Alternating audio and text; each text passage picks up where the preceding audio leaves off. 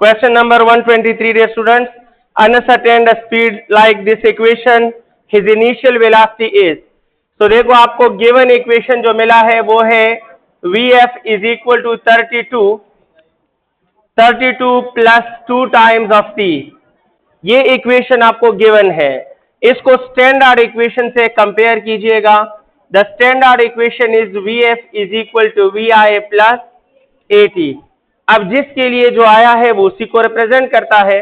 Vf के लिए Vf, equal के लिए इक्वल, प्लस के लिए प्लस, t के लिए t. तो अगर क्वेश्चन होता what is the ratio of initial velocity and acceleration, तो ये Vi की वैल्यू क्या है 32 और A की जगह 2. What is the ratio of initial and acceleration? Vi by A will be 32 divided by 2. It means 16. What is the acceleration? 2. What is the initial velocity? 32. फिलहाल पूछा है what is the initial velocity? So the correct option is option A. Good. हमारा next question है question number 124 for you. Question 124 फरमाता है average velocity gives information about. जरा याद करें, velocity at a single point is always called instantaneous velocity. At single point, तो सिर्फ initial पर instantaneous velocity, सिर्फ final पर instantaneous velocity, और initial से final तक हर point के लिए applicable is average. Average is the answer, approximate answer can be applicable from initial to final. Initial से फाइनल तक हर पॉइंट पर approximate applicable answer is called average. अगर हम इनिशियल लेंगे तो वो इंस्टेंटेनियस होगा, फाइनल लेंगे तो इंस्टेंटेनियस. जहां आप एवरेज लेते हो तो वहां आप हमेशा राइट साइड पे क्या पुट करते हो, टोटल पुट करते हो, और total mean all points, total mean all points. So average value must be applicable for all points from initial to final, and the correct option is every point. Correct option is C. 125 for you dear students. 125 says एक particle है जो move कर रहा है according to the distance equation. This one, the particle undergoes. शाबाश, कौन सा acceleration होगा? आपको ऑप्शन मिला है x is equal to 30 times of t plus 50 times of t square. ये गिवन इक्वेशन है, और इस गिवन इक्वेशन को डियर स्टूडेंट्स आप कंपेयर करें with standard equation. The standard equation is s is equal to VIT plus half AT square. अभी पता चल जाएगा. देखते हैं, डिस्प्लेसमेंट का रिप्लेसमेंट x, इक्वल का रिप्लेसमेंट इक्वल, इनिशियल का रिप्लेसमेंट 30, टाइम का रिप्लेसमेंट टाइम, प्लस का रिप्लेसमेंट प्लस, t स्क्वायर का replacement t square.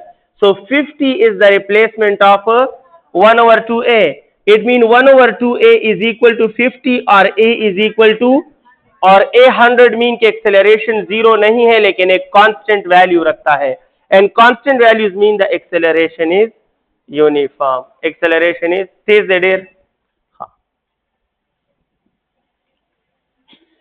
acceleration is uniform. सही शो गुजारे होगा.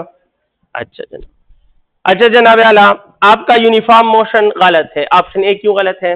क्योंकि यूनिफॉर्म मोशन में एक्सेलरेशन 0 होता है. क्या यहाँ 0 है? नहीं, तो गलत.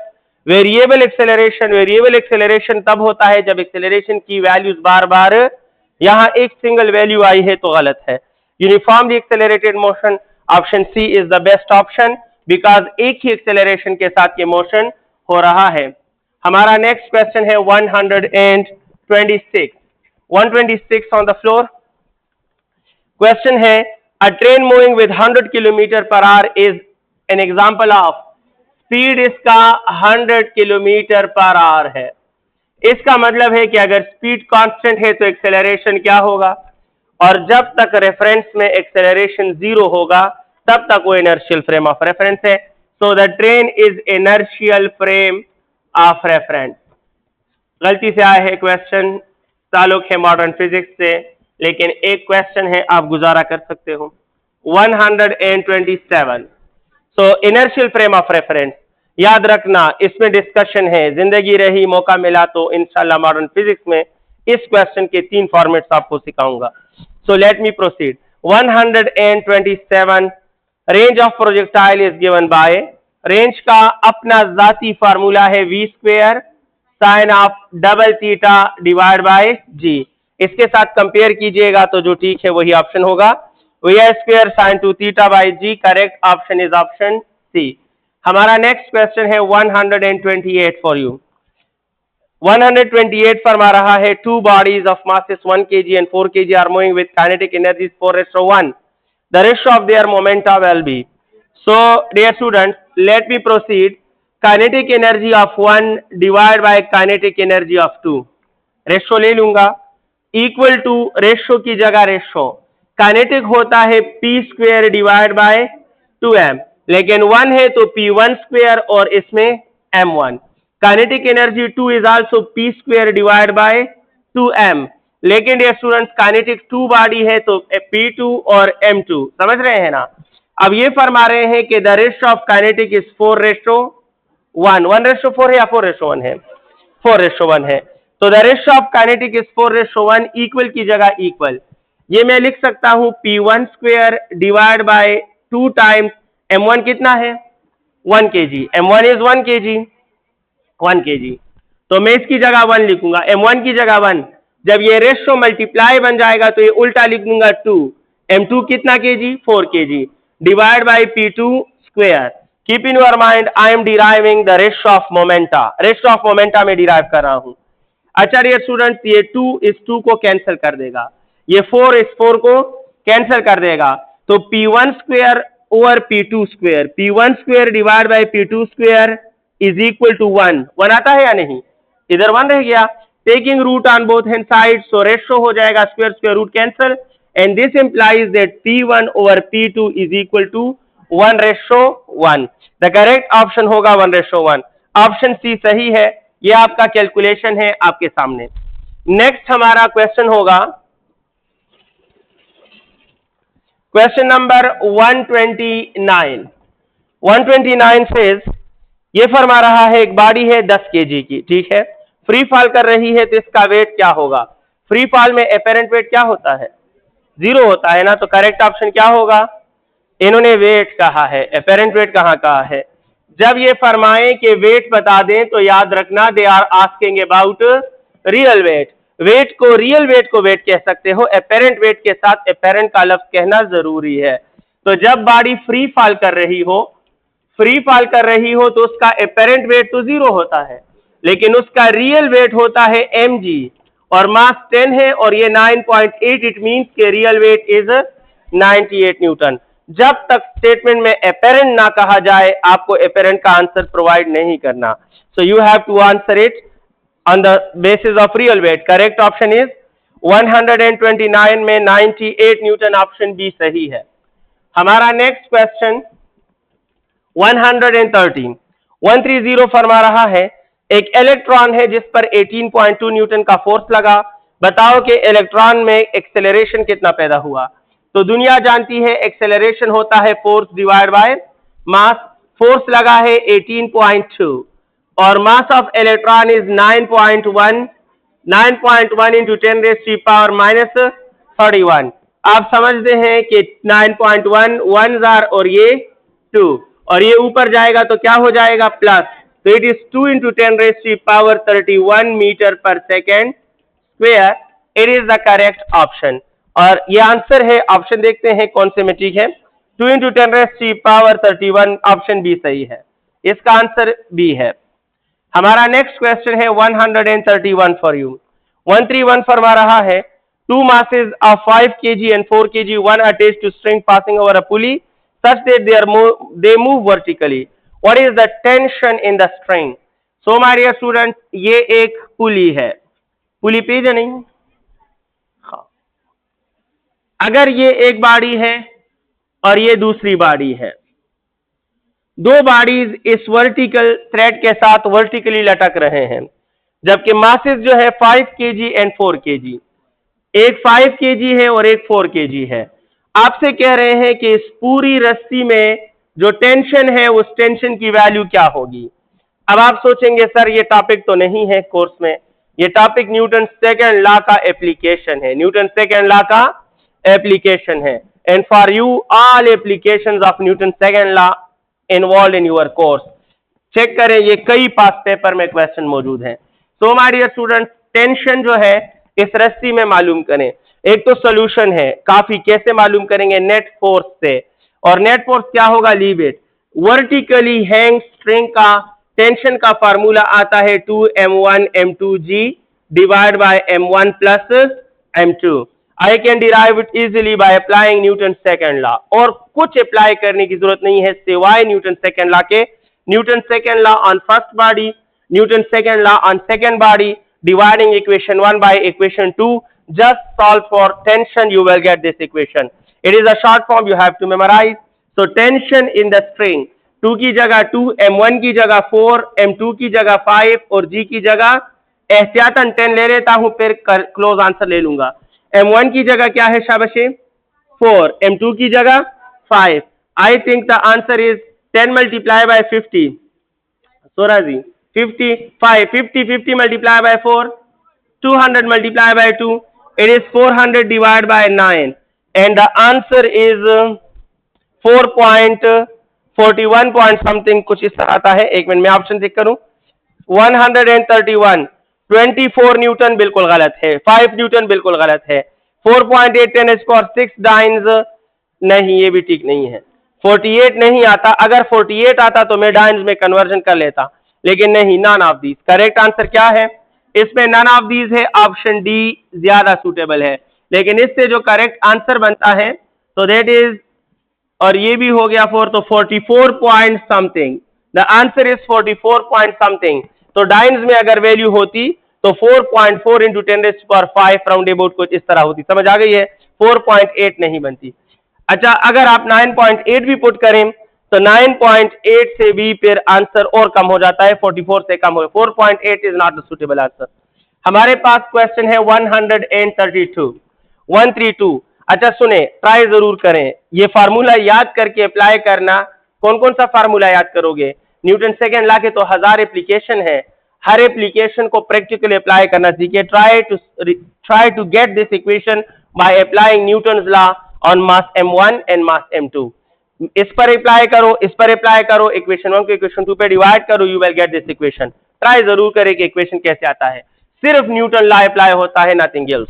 132 हमारा next question, a man of 50 kg can climb on 50 steps of 10 centimetre each in 10 second, what is the power of man? So dear student, the power of man is mgh divide by c। ये इक्वेशन है और हम equation में value put कर रहे हैं। The mass of the person is 50, g value is 10, what is the height? तो कितनी सीढ़ियां हैं, एक मिनट, एक सीढ़ी का हाइट कितना है, 10 सेंटीमीटर, और सीढ़ियां कितनी है, 50 स्टेप्स हैं। 132, अच्छा 50 स्टेप्स है, तो टोटल कितना हाइट हुआ, 500 सेंटीमीटर, और 500 सेंटीमीटर मीन्स 5 मीटर। शाबाश, तो हमें तो हाइट मीटर में पुट करना है, 5 मीटर डिवाइड बाय 10, 10 और 10 cancel, it mean the answer is 250 watt. Options में है, हाँ, तो करेक्ट आंसर बनेगा हमारा डी, सही है। 133 ऑन द बोर्ड। हमारे पास नेक्स्ट क्वेश्चन है 133 फरमा रहा है कि two vectors having x component 0, the angle between them, दो वेक्टर्स है, दोनों का x कंपोनेंट 0 है, तो दोनों के दरमियान एंगल क्या हो सकता है, सोच लें। जब, गौर करें प्लीज, जब भी किसी वेक्टर का x कंपोनेंट क्या हो जाए, जब भी किसी वेक्टर का x कंपोनेंट 0 हो जाए तो याद रखना that vector must be along y axis, that vector must be along, वो वेक्टर जरूर y एक्सिस पर होता है। जब तक वेक्टर y एक्सिस से जरा भी डिविएट हो जाए उसका x कंपोनेंट नॉन जीरो हो जाता है, उसका x component, if x component is 0 the vector must lie on y axis, यानी ये हमारे पास y एक्सिस है, ये हमारे पास x एक्सिस है। आप देखिए, मैं इस वेक्टर को जरा सा y एक्सिस से हटा रहा हूं तो इसका x कंपोनेंट ये कभी भी 0 नहीं होता। हम अगर x कंपोनेंट 0 करना चाहें तो वेक्टर का एग्जैक्ट y एक्सिस पे होना जरूरी है, समझ आ गई है। अब दो वेक्टर्स हैं, साथ देंगे प्लीज, दो वेक्टर है, दोनों के x कंपोनेंट नहीं है, तो आप फरमाएंगे कि सर दोनों must lie along y axis, लेकिन y एक्सिस पर तो दो डायरेक्शन पॉसिबल है।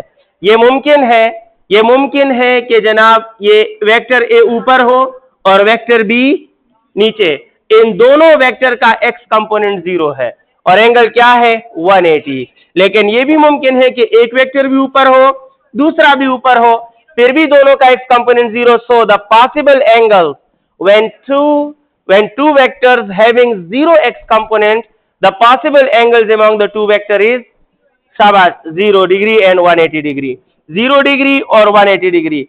My dear students, 133 correct option for you, both A and C, correct option is D। अब अगर आपके जहन में ये सवाल है और आप कहते हो कि सर वेक्टर तो सिलेबस में नहीं है, तो मेरे पास आपके लिए दो जवाबात हैं।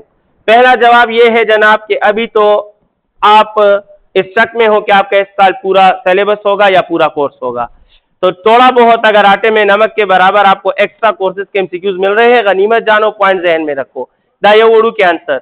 दूसरी बात कि ये जो क्वेश्चन मैंने किया ये भी न्यूटन सेकेंड लॉ में अप्लाई होता है, ये भी न्यूटन। मैं क्वेश्चन आपके साथ शेयर कर लेता हूं, लेट मी शेयर इट। फर्ज करो अ 2 kg object is under the effect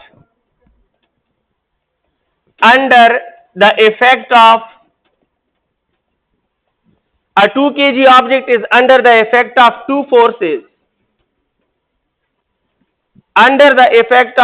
forces, such that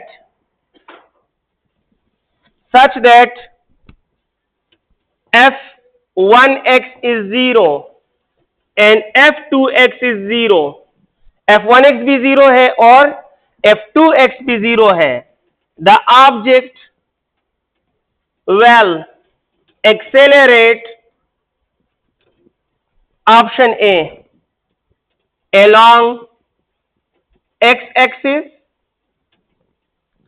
option B, along positive y-axis, option C, along negative y-axis, और option D, both B and C are possible। शाबाश, अब समझ आ गई है, clear हो गई बात। अब समझ गए कि दोनों फोर्सेस का x कंपोनेंट क्या है। It mean both the forces must act along, और जिस तरफ फोर्स होता है उसी तरफ एक्सेलरेशन होता है, और दोनों फोर्सेस पॉजिटिव y एक्सिस की तरफ भी हो सकते हैं, नेगेटिव की तरफ भी हो सकते हैं, उनका नेट किसी भी तरफ हो सकता है। So the two possibilities here is both A and B are possible. समझ आ गई है? जी जी फरमाइए जी। जिस तरफ फोर्स होता है उस तरफ एक्सेलरेशन होता है, समझ आ गई है। और अगर ये आप सही कह रहे हो, अगर ये ऑप्शन ना होते और इसमें ओपन हैंड दोगे तो I will opt all the possible result. आप बहुत अच्छा बोल रहे हो, ये फरमा रहे हैं कि सर सिर्फ एक्स कंपोनेंट 0 है, अगर दोनों forces along the Z axis हो तो along the Z axis possible है। लेकिन कह तो यही रहा हूं ना कि एक्स कंपोनेंट 0 है तो the forces must lie along some other axis not X axis. समझ आ गई है? ऑप्शन का खेल है डियर स्टूडेंट। अगर मैं इन ऑप्शन के बजाय यहां कहता along Y axis, along negative X axis, और इसको कहता अलोंग पॉजिटिव जेड एक्सिस, तो फिर इधर लिखता ऑल पॉसिबल, और all possible will be possible. समझ आ गई है? मेरा इस क्वेश्चन का मकसद क्या था कि आपके जहन से ये निकल जाए कि जनाब वेक्टर्स के दरमियान एंगल वाला क्वेश्चन हमारे सिलेबस से बाहर है, ये वेक्टर का क्वेश्चन कम होता है और ये मोशन में हर जगह अप्लाई होता है। समझ आ गई है? आपने सही डिटेक्ट किया। Any question, any doubt, can we proceed? Okay, हमारे पास नेक्स्ट क्वेश्चन क्या है शाबाशी? 134। Let me explore 134। और ये क्या है? When apparent weight becomes double, then the body moves upward with A। अगर apparent weight double of real weight है और बॉडी ऊपर जा रही है तो बताओ इस मोहतरम बॉडी का एक्सेलरेशन क्या होगा? When a body is moving upward with some acceleration, the applied equation is T is equal to W plus ma। जानते हो ना, W plus ma ये अपवर्ड एक्सेलरेटेड मोशन का इक्वेशन है। मैं उम्मीद करता हूं आपने टॉपिक में पढ़ा है। तो apparent weight is double of weight is equal to weight plus ma। सही है। हम लिख सकते हैं 2 mg और इसको इस तरफ ले आओ तो minus mg is equal to m a। Agree? 2 mg minus 1 mg is 1 mg। mg is equal to ma। m और m कैंसिल तो a is equal to, hence apparent weight कब डबल होगा? जब बॉडी ऊपर जा रही हो with acceleration equal to g। अगर मैं इस पेज को ऊपर ले जाऊं और g जितना एक्सेलरेशन के साथ ले जाऊं तो इसका वेट, apparent वेट इसके रियल वेट के डबल अपेयर होगा। The correct answer is a is equal to g and the correct option dear students for you is कमियों खाना ए ऑप्शन ठीक है। 135 ऑन बोर्ड। 135 फरमा रहा है the ratio for omega square for simple pendulum and spring mass system. तो omega square divide by omega square, लेकिन आपने किस चीज के लिए लेना है बता तो दें। आप कहें सर ऊपर वाला पेंडुलम के लिए है और नीचे वाला स्प्रिंग, तो omega square for pendulum is g by l और omega square for spring mass system is k by m। g by l अपनी जगह पर रेशो मल्टीप्लाई बन जाए तो ये उल्टा हो जाए तो m by k। The answer is gm by kl, gm by kl and the correct answer option is gm by l के ऑप्शन सी सही है। 136 फरमा रहा है if the amplitude of SHM increases its time period will be। शाबाश। increases, decreases या unchanged? unchanged। याद रखना time period of oscillator, simple harmonic oscillator does not depends upon its amplitude. घर जाएं प्रूफ करें, घर जाएं हॉस्टल जाएं प्रूफ करें। मैं कहा खबर खाना छोटा सा एक तार ले लें। क्या ले लें? तार ले लें। एक छोटा सा तार ले लें, उसके साथ जो बॉडी आपको पसंद हो, अवेलेबल हो, छोटी सी मार्कर ही सही, एक जूता ही सही, उसके साथ लगा देना, ऊपर छत के साथ लगा देना, एक पेंडुलम बना देना, सही। और स्टॉपवॉच हर मोबाइल में होता है, तो उस पेंडुलम को, उस बॉडी को इक्विलिब्रियम पोजीशन से पकड़कर 10 सेंटीमीटर इधर ले आना। What is the amplitude?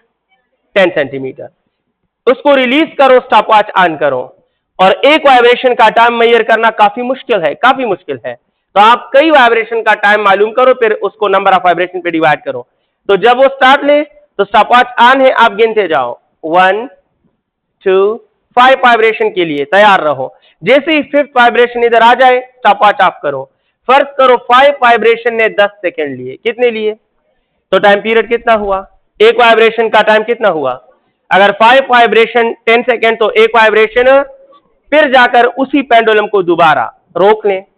अब एम्पलीट्यूड ज्यादा कर दे, उसको पकड़कर 10 सेंटीमीटर के बजाय 20 सेंटीमीटर खींचे। आपने एम्पलीट्यूड क्या किया? Keep in your mind you are not changing the oscillator. Time period is the intrinsic behaviour of oscillator. तो जब ऑसिलेटर बदलेगा टाइम पीरियड बदलेगा, और जब तक ऑसिलेटर नहीं बदलोगे टाइम पीरियड नहीं बदलेगा। समझ आ गई है? It is the intrinsic behaviour of oscillator. What is mean by intrinsic behaviour? Intrinsic behavior mean that depends upon the structure of oscillator. That depends upon, तो जब तक ऑसिलेटर के स्ट्रक्चर में चेंजेस नहीं करोगे, इसके इंट्रिंसिक बिहेवियर में change नहीं आएगा। Time period is intrinsic behaviour. Pendulum का लेंथ बढ़ाओगे तो ये चेंज होगा, नहीं बढ़ाओगे, नहीं कम करोगे तो टाइम पीरियड चेंज। पेंडुलम को स्प्रिंग मास सिस्टम से रिप्लेस नहीं करोगे तो टाइम पीरियड चेंज नहीं होगा। ऑसिलेटर में चेंज लाओगे तो ये चेंज होगा। एम्पलीट्यूड के साथ ये डिपेंड नहीं है। Amplitude is an extrinsic behaviour और time period is intrinsic. Intrinsic mean जो ऑसिलेटर के स्ट्रक्चर पे डिपेंड करे, एक्सट्रिंसिक मीन जो हम बाहर से एनवायरमेंट ऑसिलेटर को देता है। अभी ऑसिलेटर को एम्पलीट्यूड कौन दे रहा था? मैं दे रहा था ना। 10 सेंटीमीटर किसने दिया? मैंने दिया। अब उसे 20 सेंटीमीटर कौन देगा? मैं दूंगा। समझ आ गई है? तो एम्पलीट्यूड इज एक्सट्रिंसिक बिहेवियर। अच्छा, 20 सेंटीमीटर पर लाकर उसको रिलीज करें, वही स्टॉपवॉच ऑन करें। Count the time, measure the time for 5 vibration again. You will find के दोनों केसेस में टाइम पीरियड बिल्कुल सेम आते हैं। समझ आ गई है? टाइम पीरियड एम्पलीट्यूड पे depend. What is the logical reason? शाबाश। द लॉजिकल रीजन इज के sir amplitude is extrinsic behaviour and time period is intrinsic behavior of oscillator. It can only be changed with the structure of oscillator. So the correct answer is unchanged. Good. 136 में correct option क्या है? There remains same. Sorry, option C है। हमारा next question है हम अपने next question पे बात करने वाले हैं और ये है 137 for you. When damping become 4 time, damping क्या है? Damping all the opposition for oscillator to vibrate, oscillator के वाइब्रेशन की राह में तमाम रुकावटों को मुश्तरका तौर पे क्या बोलते हैं? डैम्पिंग बोलते हैं। तो जब रुकावटें बढ़ेंगी तो एम्पलीट्यूड या एनर्जी कम होगी या ज्यादा होगी? ऑसिलेटर जब ऑसिलेट करता है किस चीज के बलबूते पे ऑसिलेट करता है?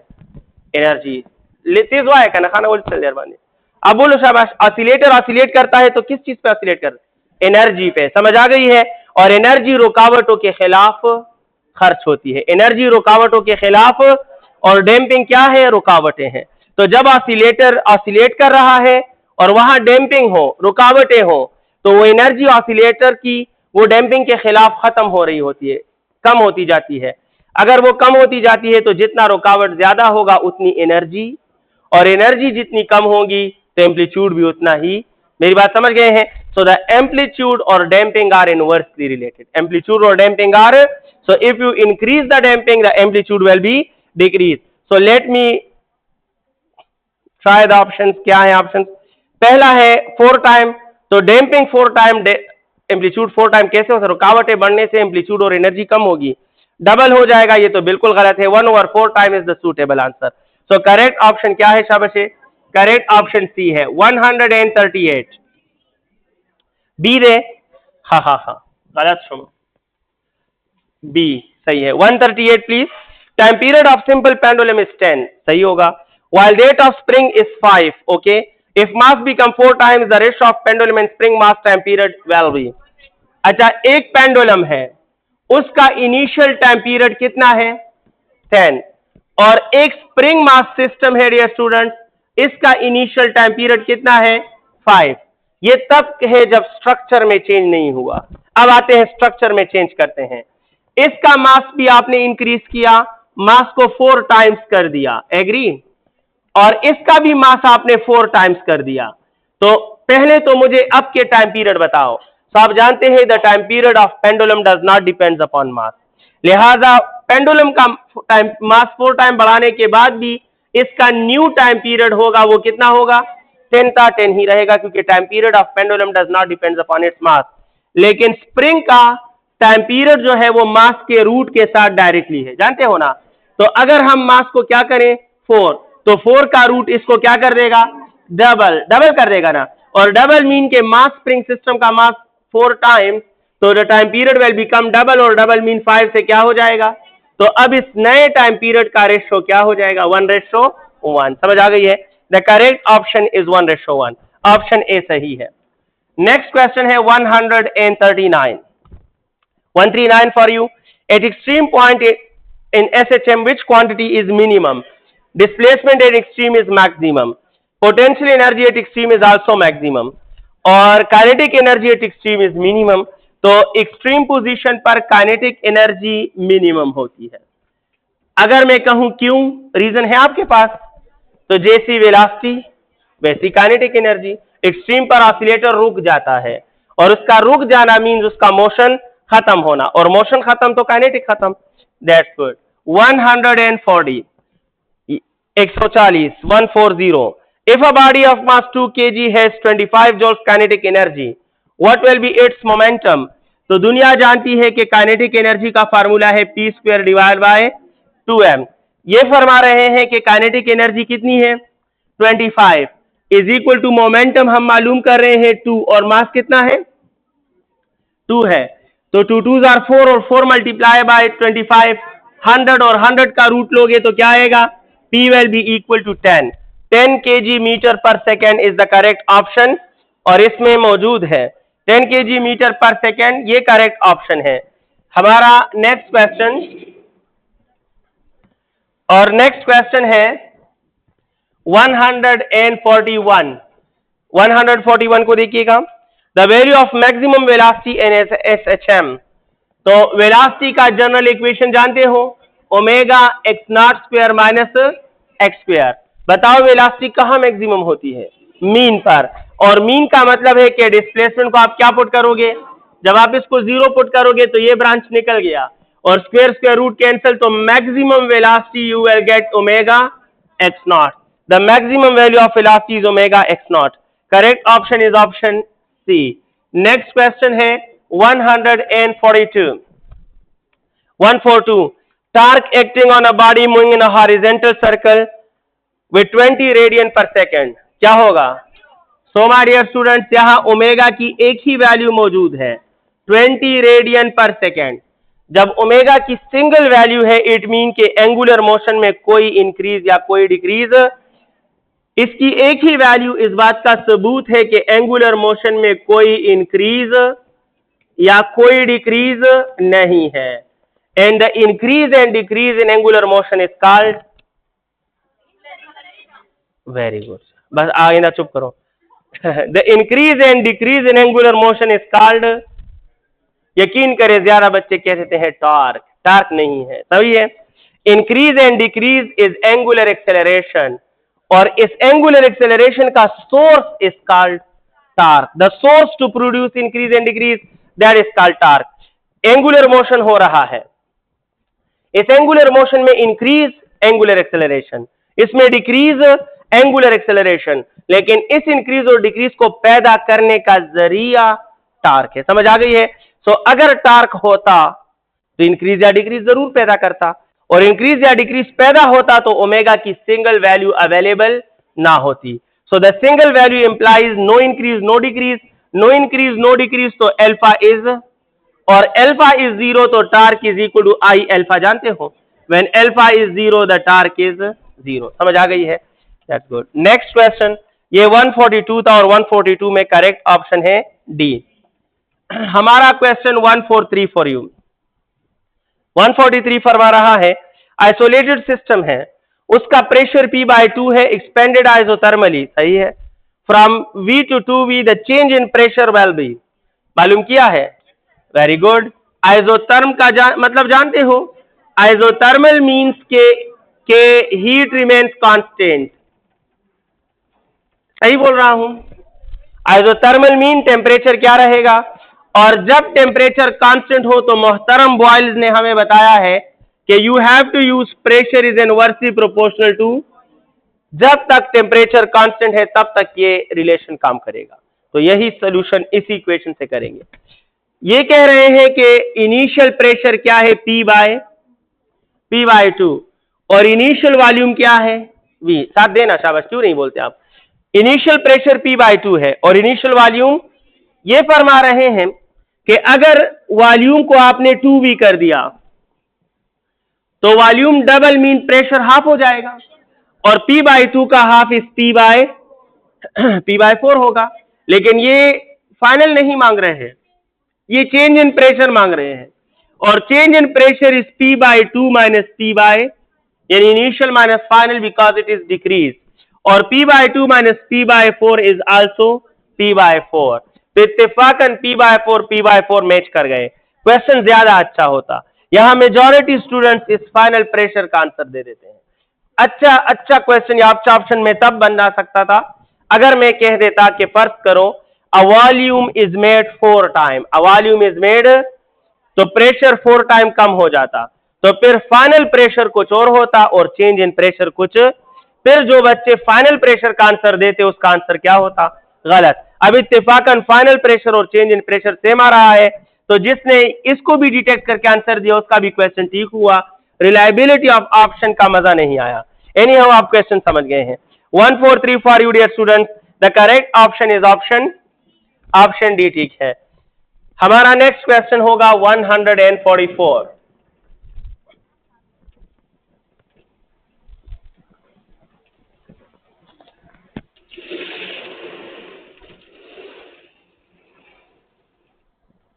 144 for you. 144. 20 joule of heat given to a system isochorically. Isochorically का मतलब जानते हो? Isochoric means के वॉल्यूम में चेंज जीरो है. Change in volume is constant. It mean Hazrat the marker सी कारण की खान. इसका आइसोकोरिक का मतलब है कि चेंज इन वॉल्यूम जीरो है, और जहां वॉल्यूम में चेंज जीरो होता है वहां work in thermodynamics is zero. So फरमा रहे हैं कि delta Q is equal to delta U plus delta W, जानते हो ना। But the process is isochoric and isochoric process mean that work will be zero. इसका मतलब है कि जितना हीट गेन या हीट लॉस होगा उतना ही इंटरनल एनर्जी में चेंज आएगा। अब देखते हैं ऑप्शन क्या है। 144 the change in internal energy, हाँ तो बस बात क्लियर हो गई। मतलब यह है कि ये 20 जॉल गेन हुआ, तो ये दोनों इक्वल होने की बजाय चेंज इन इंटरनल एनर्जी भी 20 जॉल होगी। And the correct option is a. Do you now, isochoric process वो प्रोसेस होता है जिसमें इंटरनल एनर्जी और हीट का साइन हमेशा सेम होगा। आप चाहे भी तो इनका साइन अपोजिट नहीं बना सकते। क्यों? क्योंकि गेन होगा तो एनर्जी इंक्रीज होगी, लॉस होगा तो एनर्जी, तो गेन भी पॉजिटिव इंक्रीज भी पॉजिटिव, और लॉस भी नेगेटिव और डिक्रीज भी नेगेटिव। समझ आ गई है। आइसोकोरिक प्रोसेस में डेल्टा क्यू और डेल्टा यू का साइन हमेशा सिमिलर होता है। अच्छा डियर स्टूडेंट, नेक्स्ट क्वेश्चन, हमारा आंसर है 20 joules and the correct option is option A. 145 for you. One loop required frequency in a stretch string is. Stretch string में एक लूप की फ्रीक्वेंसी दरकार होती है v डिवाइड बाई 2l। मेरे ख्याल में आपको याद है v by 2l stretch string की फ्रीक्वेंसी है।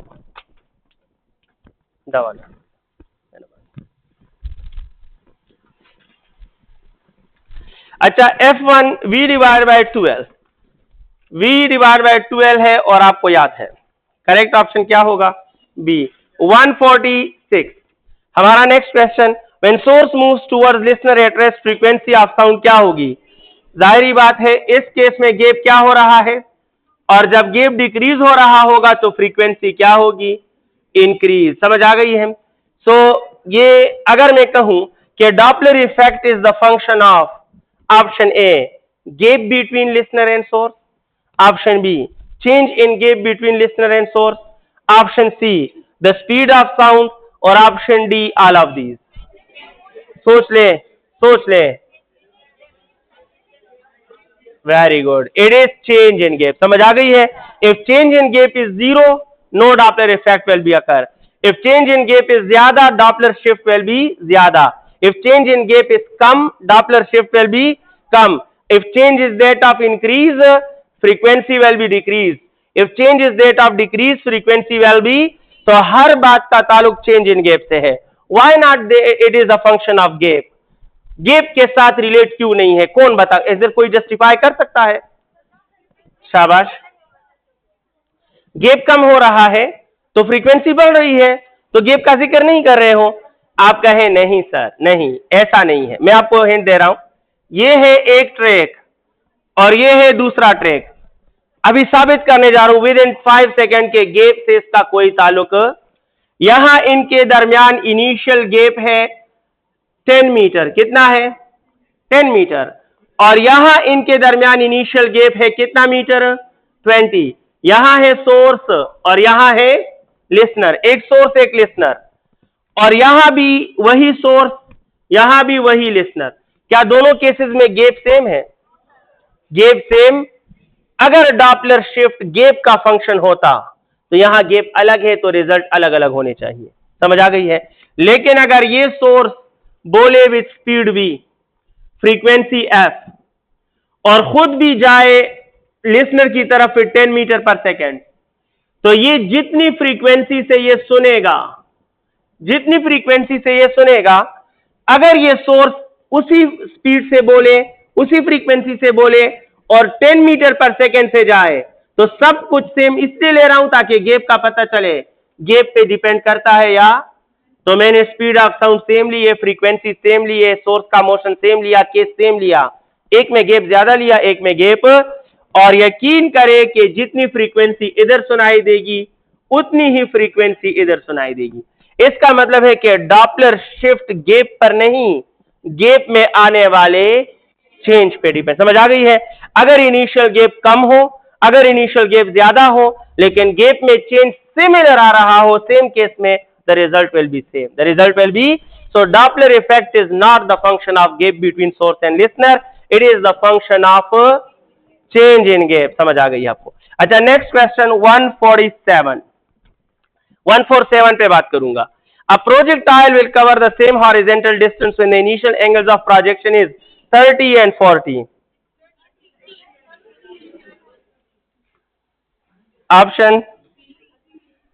Option C. देखो कितने कितने एक्टिव होते हो गलतियां पकड़ने में, है ना। जैसे हम सब इंतजार करें कि कब सामने वाला कोई गलती करेगा। समझ आ गई है। हमारे सामने कोई 100 नहीं 1000 सही काम करे, अच्छे काम करे, उसको यकीन करो, देख लो, बस आंखें बंद कर लो, चुरा लो, चलो आगे बढ़ो। समझ आ गई है। लेकिन एक गलत काम इंसान को क्या से क्या बना देता है, आप देख लो, सोच लें। 148 2000 एमसीक्यूज इस बोर्ड पे डिस्कस करूं, उसमें 1999 एमसीक्यूज ठीक हो। आप एमसीक्यू देख लोगे, बस भूल जाओगे, और एक क्वेश्चन गलत होगा तो यकीन कर उसके छोटे क्लिप्स बनाकर वायरल कर दोगे। ऐसा ही होता है। अच्छा देख लीजिएगा। नहीं, ये इंसान की फितरत है, दूसरों की गलती का फोकस इंसान को ज्यादा होता है। ये फोकस नेचुरल होता है कि देखो वो गलत कर रहा है। और 148 a boy is sitting in a moving train, सही, is facing the engine, ठीक, he tosses the coin up, the coin falls behind him। तो सिंपल सा क्वेश्चन है और कई पास पेपर में मौजूद है, सीधी सी बात है। ये हमारे पास कॉइन है, ये चलता हुआ ट्रेन है, मेरा उस तरफ इंजन की तरफ मेरा मुंह है, मैंने कॉइन ऊपर फेंका, मैं आगे निकल गया, कॉइन मेरे पीछे आ गया। तो ये तभी मुमकिन है जब हमारा मोशन वक्त के साथ साथ बढ़ रहा हो। देखो कॉइन और मैं एक मोशन में है, साथ दे रहे हैं, ये कॉइन और मैं एक मोशन में है, 10 मीटर पर सेकेंड मेरा और इसका। मैंने इसको खुद से डिस्कनेक्ट किया, देख रही हूं, मैंने इसको खुद से डिस्कनेक्ट किया, तो मेरा 10 में 10 बनकर रह गया। अब तो ये डिस्कनेक्ट है, तो इसके 10 में ना इंक्रीज आएगा ना, तो इसका इनर्शिया इसका 10 बहाल रखेगा। लेकिन इंजन के साथ तो मैं कनेक्ट हूं, अगर इंजन मुसलसल एक्सेलरेशन दे रहा है तो मेरा मोशन तो मुसलसल बढ़ेगा, तो मेरा मोशन 10 से बढ़ जाएगा और इसका मोशन 10 पे रह जाएगा, तो ये मेरे पीछे गिर जाएगा। सो बिहाइंड गिरे तो द ओनली पॉसिबिलिटी इज के मोशन इज एक्सेलरेटिंग फॉरवर्ड। जी जी फरमाइए। हाँ हाँ हाँ, तो ये टूल अला रवानी ची कनेक्ट ना खाना ची कनेक्ट नहीं वो ब्याह एक्सेलरेशन जुदा जुदा शकन वे अंदर तखैर साथ देख कुल खबर है देवका दा वाला खाना मोशन ट्रेक ठीक दा खाना आओ दायो बाड़ी दा और दावर सरबल बाड़ी कनेक्टेड दा दावर सरबल बाड़ी कनेक्टेड दा दादरी वाला कनेक्ट थी कना दा उमागा ट्रेक दे उमागा यो ट्रेक दे ट्रेन वर्तो हुआ या दायो बाड़ी डबल बाड़ी उस दुआ केसेस की यो फोर्स लगाओ, जवाब बेहतर आके सही था। डेल्टा में फोर्स लगाओ खाना 100 न्यूटन, मैंने इधर 100 न्यूटन लगा दिया और मैंने इधर 100 न्यूटन लगा दिया। ये एक ही ट्रेन में है, एक ही सिस्टम में है, कुछ समझ आ रही है। अब बताओ ये तीनों एक एक्सेलरेशन के साथ मूव करेंगे या ये तीनों एक एक्सेलरेशन के साथ मूव करेंगे? आप मानते हो कि ये फोर्स इस वक्त सिर्फ इसको रवाना कर देगा, ये बाकी दोनों पीछे रेस्ट में रह जाएंगे। समझ आ गई? क्योंकि ये फोर्स सिर्फ इस पर लग रहा है, ये बाकी दो पर अब ये फोर्स, लेकिन ये अब इन तीनों पर लग रहा है, तो इन तीनों का एक्सेलरेशन क्या होगा? इसको कहते हैं कनेक्टेड बॉडीज। इस फोर्स के लिए ये कनेक्टेड बॉडीज है, लेकिन इस फोर्स के लिए ये डिस्कनेक्टेड बॉडीज है। आप इसमें इनके सरफेस टच भी है लेकिन डिस्कनेक्ट है। आप 3 पार्सल इस सरफेस पे रख दो और इस वाले पार्सल को खींचो, ये सिर्फ आपके साथ चलेगा, बाकी दो आप इसमें टच थे लेकिन कनेक्ट फॉर दिस फोर्स वो कनेक्टेड बॉडीज नहीं है। लेकिन उस तरफ से फोर्स लगा दो, इस तरफ तीनों जाएंगे। तो जब तक ये मार्कर मेरे साथ अटैच था इंजन के फोर्स के लिए, मैं और ये कनेक्ट थे, तो मोशन दोनों को दे रहा था एक्सेलरेशन। जब मैंने इसको फेंका तो ये मेरे से डिस्कनेक्ट हो गया। अब इंजन सिर्फ मुझको फीडबैक और एनर्जी दे रहा है, इसको नहीं दे रहा। समझ आ गई? इसका इनर्शिया इसके करंट सिचुएशन को बहाल रखेगा। क्लियर हो गई बात? Okay, late me proceed. हमारे पास नेक्स्ट क्वेश्चन है। जी जी बोले, किसी का डाउट है तो शेयर कर सकते हैं। कब एमसीक्यू द मोशन वाला? हाँ, तो सीधी सी बात है, देख लीजिएगा, साथ दें प्लीज, इसको समझें। ये पेज एक ट्रेन है, क्या है? जवाब हो रहा कवा करें मुसलमान। ये पेज एक ट्रेन है, इस पर ये एक कॉइन है, सही? और करें, ये ट्रेन आगे जा रहा है और धीरे धीरे इसका मोशन बढ़ रहा है, सही है? इसका धीरे धीरे मोशन बढ़ रहा है, कसम देकर तो जवाब घबराने की, इसका मोशन धीरे धीरे बढ़ रहा है। अचानक ये मार्कर, अब देखो इस सरफेस पर जो कुछ भी है वो सब, और ये मार्कर भी उस सरफेस के साथ टच है तो सबका मोशन बढ़ रहा है। अचानक ये मार्कर प्रोजेक्ट हो गया ऊपर, जब ये सरफेस से डिस्कनेक्ट हो गया तो अब सरफेस में इंक्रीज आए या डिक्रीज आए उसका इस पर असर। तो ये जितने भी मोशन के साथ प्रोजेक्ट हुआ, अब इनर्शिया उसी मोशन को जारी रखेगा, उसमें ना इंक्रीज होगा ना, और इंजन इसी में इंक्रीज आएगा। तो जब इंजन इसको इंक्रीज आएगा तो ये तेज हो जाएगा, लेकिन ये स्लो रह जाएगा तो पीछे गिर जाएगा। अब समझ आ गई है। लेकिन अगर इसका मोशन डिक्रीज हो रहा हो, हाँ, तो जब ये प्रोजेक्ट करेगा तो ये ज्यादा पे रुक जाएगा और ये और भी डिक्रीज हो जाएगा तो ये आगे गिर जाएगा। और अगर इसका मोशन यूनिफॉर्म हो तो जब ये फेंकेगा तो ये जितने पे रहेगा ये भी उतने पे रहेगा, इसी में गिर जाएगा। अब समझ आ गई है। Okay, the correct option is motion accelerating forward. Come your question 148 148 फरमा रहा है बैकवर्ड गलत है, forward with acceleration, option C. 149 for you dear students, kindly pick the question. What is the value of absolute gravitational potential energy for a 10⁶ kg body on the surface of Earth? जी जी, यो minute, हाँ फिर आराम से बोलो। अवल the exhaust one का बना डबन का टक वर्क का।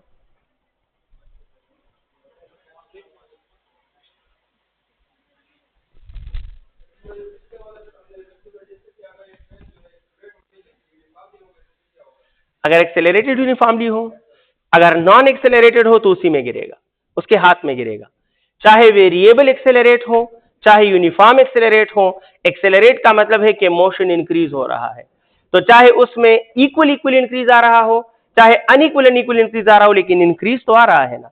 इंक्रीज आने का मतलब है कि नीचे ट्रेन तेज हो गया, बॉडी ऊपर स्लो रह गई तो वो पीछे ही गिरेगी। समझ आ गई है। बाकी यूनिफॉर्म एक्सेलरेटेड या वेरिएबल एक्सेलरेटेड का सिर्फ मतलब ये है कि एक में इंक्रीज बार बार 1 सेकंड में सेम आ रहा है, एक में डिफरेंट, लेकिन इंक्रीज आ रहा है मोशन में तो ये आगे निकल जाएगा, बॉडी पीछे गिर जाएगी। समझ आ गई है। गुड। अच्छा 149 प्लीज। 149 फरमा रहा है कि एक बॉडी जमीन के सरफेस पर पड़ी है। ये है आपकी जमीन, इस पर बॉडी पड़ी है सरफेस पर, और सरफेस पर पड़ी हुई बॉडी का मास है 10⁶ kg। इसकी एब्सोल्यूट ग्रेविटेशनल पोटेंशियल एनर्जी क्या होगी? आप जानते हैं ये रेडियस ऑफ अर्थ होता है सरफेस तक, तो आप फॉर्मूला तो जानते हो ना, potential energy -gm divide by R, capital R because surface पे है। तो इट इज -g 10⁶ m और 6.4 इंटू 10⁻⁶। समझ गए हो। सो करेक्ट ऑप्शन ये और ये क्या हो गए, cancer. It is -gm divide by 6.4। अगर ये ऑप्शन में है तो ठीक है, और करेक्ट क्वेश्चन है हमारे पास 149 का -gm divide by 6.4। Correct option क्या है? Correct option is option B 150 on the board dear students. 150 फरमा रहा है एक बंदा है P, उसका मास 80 है, runs up a staircase in 12 seconds. Another man Q of mass 60 kg runs up same stair in 11 seconds. The ratio of power of P and Q. So ये भी अच्छा क्वेश्चन है और आप सॉल्व भी कर सकते हो। क्या आंसर आता है इसका?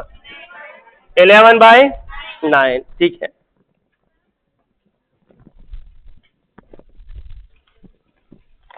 अच्छा हमारा क्वेश्चन है 150 dear student, power of P divide by power of Q, power of P by power of Q is equal to m of P GH divide by T of P।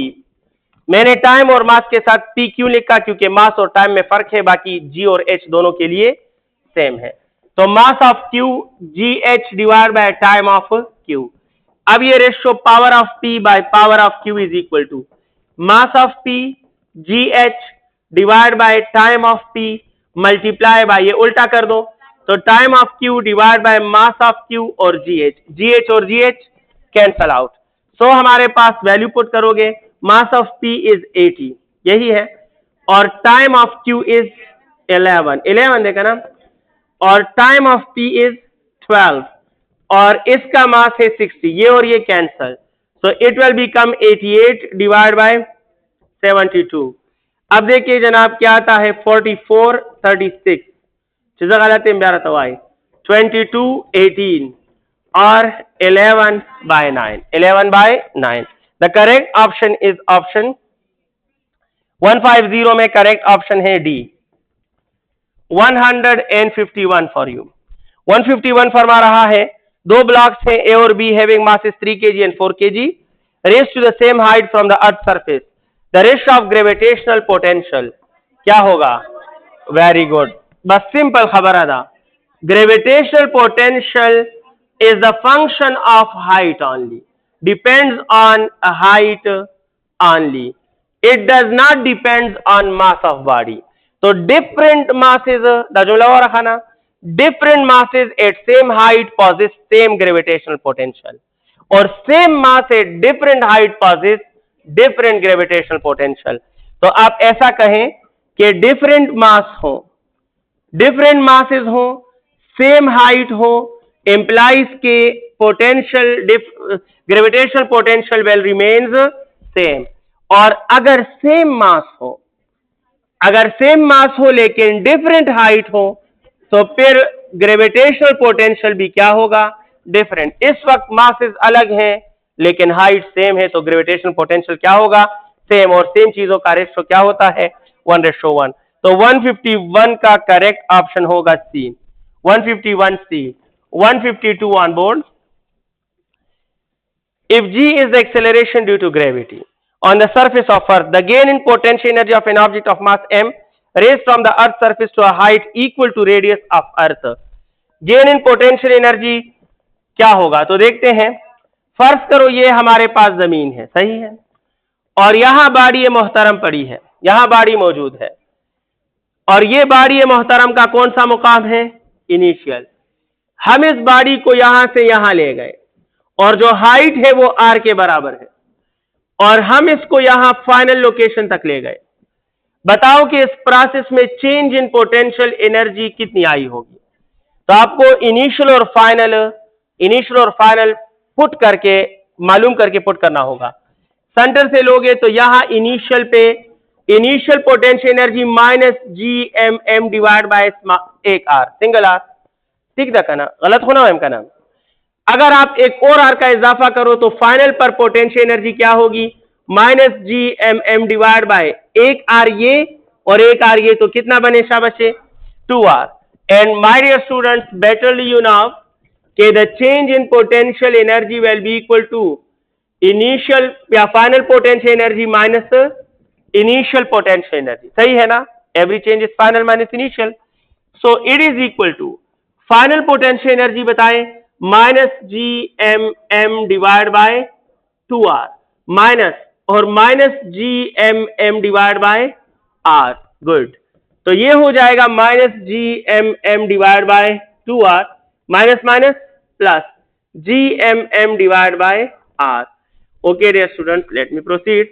It's equal to, अगर मैं इसको इस तरह लिखूं GMM divide by R minus GMM divide by 2R लिख सकता हूं. Placement change की तरफ मैं GM और M को कॉमन लेना चाहता हूं तो 1/R माइनस 1/2R. समझ गए हैं? ओके, देखते हैं क्या आता है. तो GMM और ये 1/R माइनस 2R ये क्या बन जाएगा? एलसीएम क्या आता है? 2R आता है ना. 2R बाय R इज 2, तो ऊपर 2 minus 1, 2 minus 1 is 1. So it is GMM divide by 2R. Option में ये है या कुछ और जुल्म भी किया है? ऑप्शन में ये है. हाँ, यो मिनट ऑप्शन को हमारा तरह से ट्विस्ट हुआ. GMM divide by 2R. मैं इसको इस तरह लिख सकता हूं प्लीज. अगर मैं इसको इस तरह लिखूं, M अपनी जगह पर लिख लूं, 2 अपनी जगह पे लिखूं, M और 2 मैंने लिखा, स्प्लिट कर लेता हूं GM डिवाइड बाय R. कुछ फर्क पड़ा? नहीं पड़ा ना. अगर मैं इसको R से मल्टीप्लाई करूं और R से, फिर भी कुछ फर्क, लेकिन R और R मिलकर क्या बना देंगे? R square. और आपकी बचपन की यादें मास ऑफ अर्थ फरमाता है कि small g is GM divide by R square. Class 9 topic mass of earth, g की वैल्यू पहली बार आपके सामने आई थी. तो GM बाय R स्क्वायर की जगह क्या लिख सकता हूं? Small g. तो इट इज M और इनकी जगह GR डिवाइड बाय, क्या अब ऑप्शन में है? हाँ, तो यही ठीक है. हमारे पास करेक्ट ऑप्शन क्या है? MGR divide by 2. The correct option is पोए पे नशोई सुख पे पोए नशू खैर जे ब्या को खा दास तुम्हारा ग्राना खबर है ना ब्या बे को मा के मरो जनी वरी ना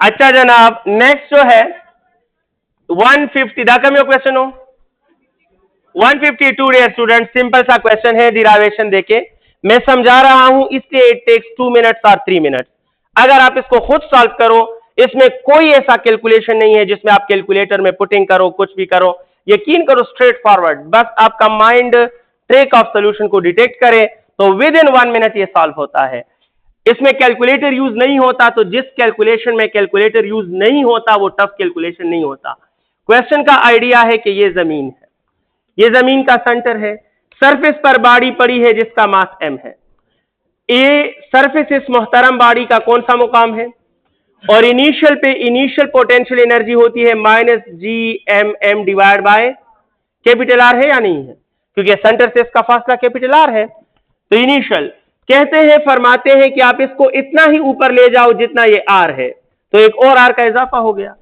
अब ये मुकाम इस बॉडी मोहतरम का फाइनल मुकाम पर फाइनल पोटेंशियल एनर्जी क्या होगी तो माइनस इस एनर्जी का नेचर है बाउंडनेस एनर्जी है जी इसमें लाजिम व मलजूम है मास ऑफ बॉडी क्यों है why mass of body must be there क्यों इट्स मैकेनिकल एनर्जी और हर मैकेनिकल एनर्जी में मास जरूर होता है समझ आ गई है so mass of body mass of earth और नेक्स्ट डिवाइड बाय R लेकिन अब R प्लस R कितना 2R तो इनिशियल मुकाम पर सिंगल R था सेंटर से सिंगल R के फासले पर फाइनल पे ये R और R क्या बना 2R इनिशियल और फाइनल में डिफरेंस चेंज बताओ तो चेंज के लिए हम फरमाते हैं चेंज इन पोटेंशियल एनर्जी इस final potential energy minus initial potential energy अब सिर्फ वैल्यू ही तो पुट की है बाकी क्या किया है तो -GMM डिवाइड बाय 2R ये वाला माइनस अपनी जगह पर और इनिशियल का माइनस अपनी जगह पर GMM डिवाइड बाय R ये वाला माइनस डिफरेंस का है किस चीज का है डिफरेंस का चेंज का हर चेंज में एक माइनस होता है जनाब तो ये माइनस फार्मूले का है और ये माइनस एनर्जी का अपना है सो -GMM divide by 2R minus minus plus तो GMM डिवाइड बाय R अब प्लस वाला पहले लिख दो माइनस वाला बाद में लिखो आपको कौन हद करनिया पहनाता है GMM by R minus GMM divide by 2R अब सिर्फ कॉमन सेंस यूज करें एलसीएम ले लें एलसीएम GMM कॉमन वाली थे ना तो GM और M कॉमन और R और 2R का एलसीएम क्या आता है 2R आता है 2R by R 2 multiply by 1 2 minus 2R by 2R 1 multiply by 1 यहां 1 है अच्छा ये तो कॉमन निकल गया तो 1 शाबाश तो GM और M 2 माइनस 1 और डिवाइड बाय 2R तो यहां आ जाएगा 2R अब चाहिए था कि इस ऑप्शन पे रुक जाते नहीं एक अच्छा ब्रिलियंट ट्विस्ट भी है और होना भी चाहिए तो GMM बाय 2R लेकिन option R in terms of small g तो इतना बंदा ऑप्शन पे नजर डाले ओ स्मॉल g है तो स्मॉल g कैसे लाते हैं वो आपको मासा फर्क सिखा चुका है 9th में कि स्मॉल g तब आता है जब GM divide by GM by R square को स्मॉल g में बदल सकते हो तो आप समझ गए कि इधर R पर हर हाल में क्या लाना चाहिए स्क्वायर तो हम इसे स्मॉल g में बदल देंगे तो मैंने इसको लिखा GM देखो GM अपनी जगह पर और सॉरी स्मॉल m मैंने अलहदा किया स्मॉल m g में नहीं है अलहदा हुआ और 2 अलहदा हुआ m और 2 मैंने अलहदा किया बकिया बचा GM बाय R लेकिन यहां स्क्वायर चाहिए स्मॉल g लाने के लिए तो स्क्वायर के लिए मैं इसको स्क्वायर कर लूंगा लेकिन एक R ऊपर भी लिख दूंगा फर्क नहीं पड़ेगा क्योंकि R और R कैंसिल वही R रह जाएगा अब GM बाय R स्क्वायर की जगह क्या लिख सकता हूं स्मॉल g तो m अपनी जगह पे इन सब की जगह स्मॉल g और R डिवाइड बाय 2 उस पे पॉइंट शो कर दें खादा रिमूव कमा हमारा नेक्स्ट क्वेश्चन 153 आपके नाम और क्वेश्चन नंबर 153 फरमा रहा है देखिए कम ऑप्शन टिको 152 में बी सही है बकौल आपके हाँ सही है the height attain by projectile projected at V is h सही है if the speed of projection is tripled keeping other parameter constant, तो आप जानते हैं कि height is directly proportional to V square, लिहाजा जब स्पीड को 3 टाइम बढ़ाओगे तो 3 का स्क्वायर क्या ला देगा, so the height will be 9 times h। The correct option is D है ना, डी ठीक है ना, सही है सही है। 100 kg बॉडी है, accelerate towards earth with 10 meter per second square, the rate of change of momentum will be, rate of change of momentum किस चीज का दूसरा नाम है, लेकिन फ्रीली फॉलिंग बॉडी पर जो फोर्स होता है वो क्या होता है, वेट, और वेट होता है mg, और मास कितना है 100, और g की वैल्यू 10 ले लो तो क्या आएगा 1000 न्यूटन, इट इज 1000 न्यूटन। अगर 9.8 लिया हो तो 980, 1000 ही लिया है। Correct option is option C, C सही दिखाना। 155 हमारा next question, in given figure F1 and F2 on the body are, क्या ये एक्शन और रिएक्शन है, क्यों नहीं है, सिंगल बॉडी, सिंगल बॉडी, कहे सर सिंगल बॉडी पे एक्शन रिएक्शन होता ही नहीं है, तो पहला ऑप्शन तो बढ़ गया। दूसरा B, negative vector moment, are they couple of vector, no, क्यों डायरेक्शन अपोजिट है, मैग्नीट्यूड सेम है, दो फोर्सेस हैं, why they are not couple, same line पे एक्ट कर रहे हैं, इनका लाइन ऑफ एप्लीकेशन या लाइन ऑफ एक्शन सेम है, और कपल का लाइन ऑफ एक्शन सेम नहीं होता, तो सी क्यों गलत है, रीजन आपको समझ आ गई। एक्शन और रिएक्शन क्यों गलत है समझ गए, दे आर नेगेटिव वेक्टर, क्योंकि नेगेटिव वेक्टर्स उन वेक्टर्स को बोलते हैं जिनका मैग्नीट्यूड सेम हो और डायरेक्शन अपोजिट हो, इन दोनों का मैग्नीट्यूड सेम है और direction, so the best option that they are only negative vector, समझ गए हो, तो करेक्ट ऑप्शन क्या है जनाब, बी, बी रे। 156 हमारे लिए, two bodies are sliding down on incline plane, उनका क्या सेम होगा, वेट सेम हो सकता है, वेट में बी सेम, वेट में B same, must be same गलत है, मस्ट बी सेम गलत है, में बी सेम मीन कि एक भी 2 kg का दूसरा भी 2 kg का, तो वेट सेम, क्योंकि कपल का लाइन ऑफ एक्शन डिफरेंट होता है। कपल ऐसे होता है, देखो ये बॉडी है ना, एक फोर्स इधर लगेगा तो दूसरा इधर लगेगा, और ये इधर अलग अलग लाइन पर नहीं एक ही लाइन पर लग रहे हैं, तो ये कपल नहीं होता, समझ आ गई है, इनका लाइन ऑफ एक्शन सेम है। अच्छा 156 मैंने क्या कहा, बॉडीज इंक्लाइन प्लेन पर नीचे आ रहे हैं, तो क्या उनका कंपल्सरी सेम होगा एक्सेलरेशन, क्यों, क्योंकि acceleration on incline plane is G sine theta, तो दोनों के लिए थीटा भी सेम है, दोनों के लिए जी भी सेम है, इट मीन दोनों का एक्सेलरेशन भी, लेकिन दोनों का वेट सेम हो ये जरूरी, एक 2 kg हो एक 10 kg हो, तो वेट कैसे सेम होगा, तो वेट जरूरी नहीं है, मास भी जरूरी नहीं है, आल बिल्कुल गलत है। अगर मैं कहूं, गौर से सुने प्लीज, इसी क्वेश्चन को इस अंदाज, क्वेश्चन सेम हो, 156 सॉल्व हुआ, 57 फॉर यू डियर स्टूडेंट, 157 फरमा रहा है कि a projectile of 10 kg projected with 10 meter per second at 60, what is the kinetic energy at the top, kinetic energy at the top का फार्मूला याद रखें, that is half m v square, top पर kinetic का यही general formula याद रखें, हर case पर apply करें, आप खुश रहेंगे। वैल्यू कितनी है 10 है ना, वेलोसिटी कितनी है 10 स्क्वायर और cos ऑफ 60 का स्क्वायर, सो 1/2 अपनी जगह पर, 10 अपनी जगह पर, 10 स्क्वायर मैंने 2 बार 10 लिखा, cos ऑफ 60 1/2 होता है, और स्क्वायर मीन के 2 बार 1/2, तो 1/2 मल्टीप्लाई बाय 1/2, एक 2 इसको 5 बना देगा, ये एक को 5 बना देगा, ये एक 2 इसको 5 बना देगा, 3 5 जब मल्टीप्लाई होते हैं तो 125 बन जाते हैं, तो करेक्ट ऑप्शन 125 जाउल्स। 150 फरमा रहा ऑप्शन बी ठीक है।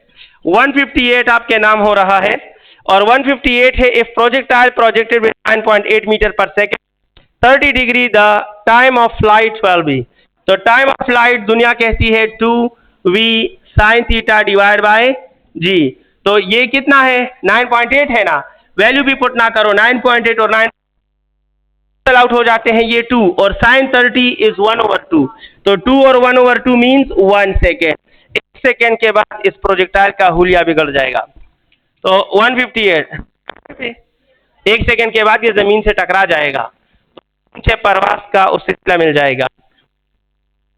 158 और 158 159, a body moving with 15 kg meter per second and 5 meter per second, the mass of the body 159, mass is p by v, जानते हो ना? Okay, m is equal to p। पता है कॉन्फिडेंस लेवल बहुत high होता है, उन बच्चों से अक्सर मैंने देखा है ये सबसे आसान क्वेश्चन गलत कर जाते हैं। जो क्या कहती है इसे, शाबाश, क्यों, लॉजिक क्या है इसमें? जब स्टूडेंट हद से ज्यादा आउट ऑफ बाउंड्री और काफी टफ क्वेश्चन डील करता है ना, तो उसका माइंड हर वक्त कॉम्प्लेक्स क्वेश्चन की तलाश में होता है। वो माइंड उसका रेडी होता है, जैसे कि एक बैट्समैन है और उससे आप पूरे साल, तो जब वो बैटिंग के लिए खड़ा होगा तो वो मेंटली कहेगा कि वो बाउंसर फेंकेगा, बाउंसर फेंकेगा। तो जैसे ही यॉर्कर आएगा या कोई आसान बॉल आएगा, वो डबल माइंडेड हो जाते हैं। समझ आ गई ना? ये सच्ची बात है, लॉजिक कहता है यही है।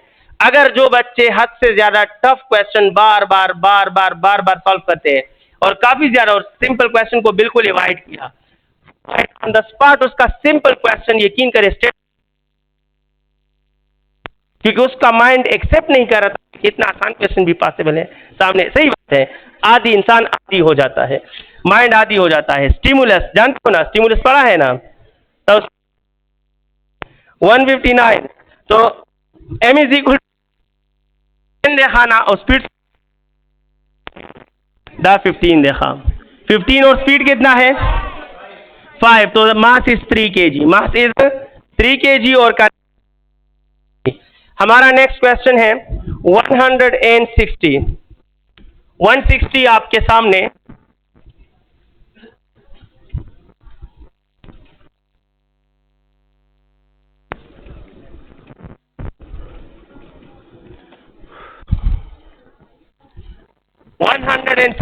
students, all of mass 5 kg is dropped from a height of 78.4 meter. Time taken by the ball to the ground, t is equal to 2h divided by g under root। मैंने ठीक लिखा?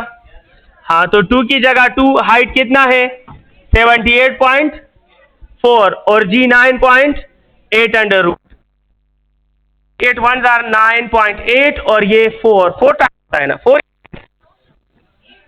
8 time sorry, 8 2s are 64 second, तो 4 second के बाद ये जमीन बोस होगा। ठीक, 161 करेक्ट ऑप्शन था डी।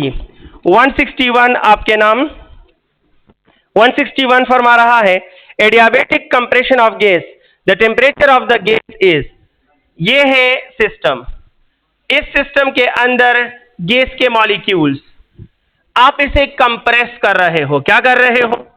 और दुनिया जानती है हर एक्सपेंशन काजेज कूलिंग, सही है ना? और हर कंप्रेशन काजेज हीटिंग, हर एक्सपेंशन काजेज कूलिंग और हर कंप्रेशन काजेज हीटिंग।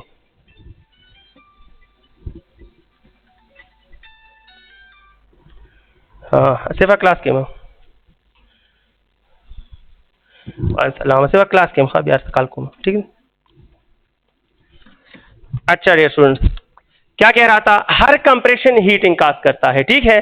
तो आप कहें सर, जब इसको अचानक सडनली किसी ने जबरदस्ती कंप्रेस किया तो इसमें बहुत ज्यादा हीट पैदा होगा।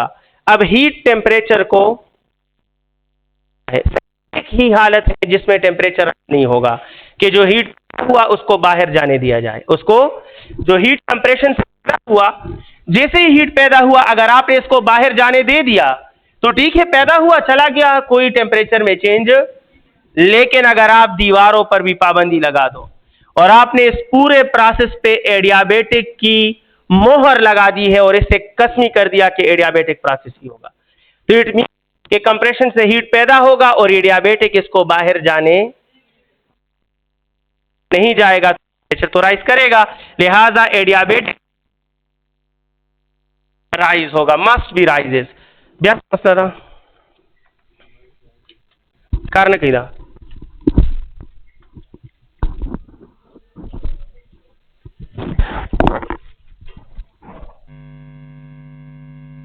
खाना समझ गए हो ना? गुड। अच्छा, 162 फॉर यू और 162 फरमा रहा है माइनस डेल्टा क्यू और minus delta W. Minus delta Q is minus delta W, कौन सा प्रोसेस रिप्रेजेंट करता है? रिप्रेजेंट, बहुत सिंपल बात है, क्या इसमें डेल्टा यू है? जहां डेल्टा यू ना हो, मतलब वो वहां जीरो होता है, और जहां डेल्टा यू जीरो वहां इंटरनल एनर्जी, और जहां इंटरनल एनर्जी कांस्टेंट वहां टेम्परेचर, और जहां टेम्परेचर कांस्टेंट तो प्रोसेस इज आइसोथर्मल। सो पहला ऑप्शन है एडियाबेटिक कंप्रेशन, गलत है। आइसोथर्मल कंप्रेशन या आइसोबेरिक कंप्रेशन या नॉन, तो आइसोथर्मल कंप्रेशन में प्रेफर करूंगा। The correct option is option B. मैं आपको बताता हूं, आइसोथर्मल कंप्रेशन। यहां कुछ बच्चे ऐसा कह सकते हैं कि सर वर्क के साथ नेगेटिव आया है, समझ आई है, और यहां भी नेगेटिव है, तो याद रखना आप ऐसा कहो, ओल्ड कॉन्सेप्ट ये है कि ये नेगेटिव इसका है और ये नेगेटिव इसका है, ओल्ड कॉन्सेप्ट है, समझ आ गई है। न्यू कॉन्सेप्ट ये है कि जिसके साथ जो साइन हो वही ठीक होगा, समझ आ गई है। क्यों? बिकॉज इसमें थोड़ा सा खलल पड़ता था इस आइडिया में। अगर मैं कहूं plus A is equal to plus B minus C, तो अगर लेफ्ट और राइट वाला कंसिक्वेंस वो यूज करो, तो बताओ अब ए पॉजिटिव लोगे या नेगेटिव लोगे? ना पॉजिटिव ले सकते हो ना, यानी इस वाला साइन राइट पे और इस वाला साइन लेफ्ट पर हो, तो आप ए का साइन क्या ले सकते हो? नथिंग, समझ आ गई। अब ये एक साइन इन दोनों का है, चलो ये तो मान लेते हैं दोनों पॉजिटिव, लेकिन ये एक ही क्वांटिटी पॉजिटिव भी है नेगेटिव भी है, ये पॉसिबल है। So that's why the complete analysis now implies and compel, जिसके साथ जो साइन हो वही काउंट करोगे, समझ आ गई है। एनी हाउ साइन यहां अप्लाई ही नहीं होता, but the best option is isothermal compression, ये ठीक है। आइसोथर्मल क्यों है जनाब, वो आपने देखा। कंप्रेशन क्यों है? क्योंकि वर्क इज नेगेटिव। कंप्रेशन क्यों है? कंप्रेशन क्यों है? Work is negative. यह रीजन रेजल वैमा होता सुराता ने रिपीट करो। आप अगर जवाब दोगे तो मैं उससे आगे बढ़ूंगा। कंप्रेशन क्यों है? आफरीन। कंप्रेशन क्यों है? क्योंकि वर्क इज नेगेटिव। आइसोथर्मल क्यों है? क्योंकि temperature is constant, temperature is constant. 162 option भी ठीक है। 163 फॉर यू डियर स्टूडेंट, और 163 फरमाता है specific heat constant for a system for adiabatic process. Adiabatic process में डेल्टा क्यू क्या होता है? तो specific heat delta Q by M delta T. जब डेल्टा क्यू जीरो तो सब कुछ जीरो। And the correct option is कौन सा? सी ऑप्शन सही दे। 164 डे स्टूडेंट्स फरमा रहा है sound waves of wavelength 5 metre and 6 metre produce 30 beats in 3 second. 3 second में 30 बीट्स, तो 1 सेकेंड में 10 बीट्स। और हम लिख सकते हैं कि F1 minus F2 is equal to 10। आपको पता है बीट्स का कि the difference in frequency is always equal to number of beats in 1 second. Number of beats in 30 beats है 3 सेकेंड्स में, तो 1 सेकेंड में कितने बीट्स? तो the difference must be equal to 10। अब आप समझते हैं कि F1 is V by lambda 1 और ये V by lambda 2 is equal to 10। V common ले लीजिए, तो 1 over lambda 1 is 5, 1 over lambda 2 is 6, शाबाश, इज इक्वल टू 10। अब इनका एलसीएम क्या आता है? इनका एलसीएम 30 आता है। 6 minus 5 equal to 10। V is equal to 300, 30 multiply by 10 is 300, और 6 माइनस 5 इज 1 मिली कहीं। तो करेक्ट ऑप्शन क्या है? 300 मीटर पर सेकेंड। होप आप समझ गए। 164 में ऑप्शन ए सही है। हमारा नेक्स्ट क्वेश्चन 165 फरमा रहा है under isothermal condition the internal energy of the gas. Isothermal में internal energy of the system remains same, constant रहती है, क्योंकि टेम्परेचर के साथ इसका डायरेक्ट रिलेशन है। तो करेक्ट ऑप्शन ए है। 166 for you. Rotational kinetic energy of solid sphere is given by. Solid sphere हो और रोटेशनल काइनेटिक एनर्जी हो तो हाफ आई ओमेगा स्क्वायर। ये ऑप्शन में है? नहीं है, तो पुट करें values. Kinetic energy half, sphere के लिए मोमेंट ऑफ इनर्शिया होता है 2/5 mr square. Omega square is v square over r square, r square और r स्क्वायर कैंसिल, 2 कैंसिल, तो kinetic energy of rolling sphere या rotating sphere is half mv square, half ना 1/5, 1/5 mv square. Dear students 1/5 mv square फरमा रहा है, कौन से option में ठीक है? डी ऑप्शन सही है। 167 फॉर यू। एक डिस्क है रोटेटिंग अबाउट एन एक्सिस, उस पर point P twice for is point Q। तो बताएं कि VP बाई VQ क्या होगा? मैं ड्रा करूंगा। ये एक डिस्क है, ये इस मोहतरम डिस्क का सेंटर, यहां पर एक पॉइंट P है और यहां पर एक पॉइंट Q है। P का जो डिस्टेंस है वो 2 है और Q का डिस्टेंस 1 है, यानी P का डिस्टेंस Q के डिस्टेंस के डबल है। तो मैंने एक को 2 लिया, एक को 1 लिया, अब इसको 4, इसको 2 ले लो, आंसर सेम आएगा। बस इसका डिस्टेंस के डबल ले लो। ये पूरा डिस्क रोटेट कर रहा है। रिजिड बॉडी है तो रिजिड बॉडी में angular velocity remains same, angular velocity same है। तो आप जानते हैं v is equal to R omega. Very good. अगर मैं vp कहूंगा तो डिस्टेंस भी p का लूंगा और p का डिस्टेंस क्या है 2, ओमेगा को 1 2 कहूं नहीं, रिजिड बॉडी पे है सेम है। अगर मैं vq लूंगा तो डिस्टेंस क्या हो जाएगा 1 और ओमेगा वही। अब दोनों का रेशियो ले लो, omega omega cancel, the ratio is 2:1। The correct option is 2:1। Among sir जवाब दे खाना बी। 2:1 को 2 लिख सकता हूं तो मैंने लिख दिया, पॉइंट ऑप्शन बी सही है। 171 फरमा रहा है ये जमीन का सरफेस है, let me consider it is a building, a cliff वगैरह वगैरह वगैरह। यहां पर एक बाड़ी है, इस बाड़ी मोहतरम को आपने हॉरिजेंटल फेंका है 10 मीटर पर सेकेंड। अगर ये बाड़ी मूव करे मूव करे मूव करे एक ऐसे मुकाम पर आ जाए जो कि कितने टाइम के बाद हो, 2 सेकेंड के बाद हो, तो इस मुकाम पर y कंपोनेंट ऑफ वेलोसिटी और x कंपोनेंट ऑफ वेलोसिटी क्या होगी? आप मानते हैं, जानते हैं कि sir x component projectile motion में चेंज, लिहाजा अगर x कंपोनेंट 10 था तो 2 सेकेंड के बाद भी 10 ही होगा। अब y कंपोनेंट के लिए आपने फार्मूला पढ़ा है vy is equal to v sine theta plus gt, याद है? ये फार्मूला आपने पढ़ा है, क्या आप अप्लाई कर सकते हो? ये अप्लाई कर सकते हो? नहीं, क्यों? बिकॉज आपको एंगल ऑफ प्रोजेक्शन मालूम, बुक में आपके ये फार्मूला है, प्रोजेक्टाइल मोशन में y कंपोनेंट के लिए फार्मूला है, but here we can not use it. Why? Because we don't know about the angle of, ये वाला एंगल ऑफ प्रोजेक्शन होता है और ये इधर इधर से जो लॉन्च एंगल है वो है, लेकिन वो तो अवेलेबल नहीं है। So this equation is wrong, you have to derive it by using the first equation vi plus at, जानते हो? अब convert it into y form, y form में कन्वर्ट करोगे तो vi का y vi हाँ प्लस ay और t। अब vy तो आपको चाहिए, vi क्या है? क्योंकि इनिशियली ये हॉरिजॉन्टली फेंका है तो vi का y कंपोनेंट कितना है 0, खत्म। ay इज g और t कितना है 2, तो ये 9.8 मल्टीप्लाई बाय 2 इज 19.6 मीटर पर सेकेंड। तो y कंपोनेंट 19.6 दे और x कंपोनेंट 10 दे। कौन सा ऑप्शन ठीक है?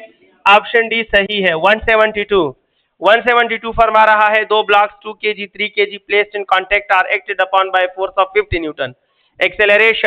एक्सेलरेशन हमेशा होता है total force by total mass. Total force कितना है 50, total mass sum of all masses and that is 2 + 3, तो 50 by 5 the answer is 10 and the correct option 173 का क्या है 10 डी 172 सॉरी 10 मीटर पर सेकेंड स्क्वायर, बी सही है। 173 आपके लिए। Action and reaction pairs are formed eight